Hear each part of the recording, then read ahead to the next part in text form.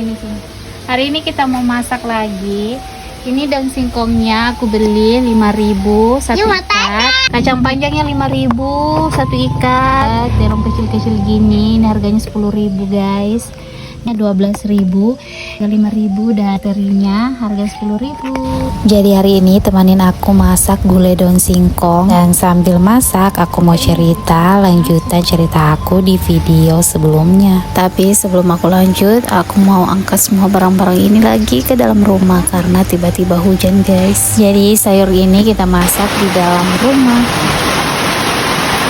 Kadang-kadang kalau lagi masak seperti ini, aku langsung ingat awal kami tiba di perantauan. Kami merantau di Papua di tahun 2021 dan saat itu kami tinggal sama kakek dari suami aku.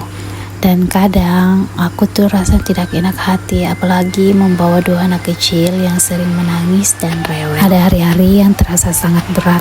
Kadang anak sakit, kadang saya sendiri kelelahan karena harus mengurus semuanya. Dan menurutku merantau dengan 2 anak kecil bukan hanya soal mencari rezeki, tapi juga soal menahan rindu. Dan setiap hari saya mengurus anak-anak, yang satu masih bayi, yang satu masih balita. Kadang mereka menangis bersamaan, kadang saya sendiri kelelahan sampai tidak tahu harus bagaimana. Dan tahu nggak guys, di saat seperti itu yang paling saya rasakan adalah rindu kepada orang tua di kampung. Kalau saja dekat dengan orang tua, mungkin ada yang membantu menjaga anak, tapi saat dirantau semuanya harus aku jalani sendiri. Tapi di situ saya belajar banyak hal, belajar sabar, belajar mengalah, dan belajar memahami keadaan. Karena walaupun hidup ini terasa sempit, saya selalu berusaha bersyukur karena masih ada tempat untuk berteduh. Dan kadang malam hari saya hanya bisa berdoa dalam hati, semoga semua perjuangan ini suatu hari nanti membawa kebaikan untuk keluarga kami. Dan terkadang kita tidak tahu seberapa kuat kita, sampai keadaan memaksa kita untuk kuat demi keluarga.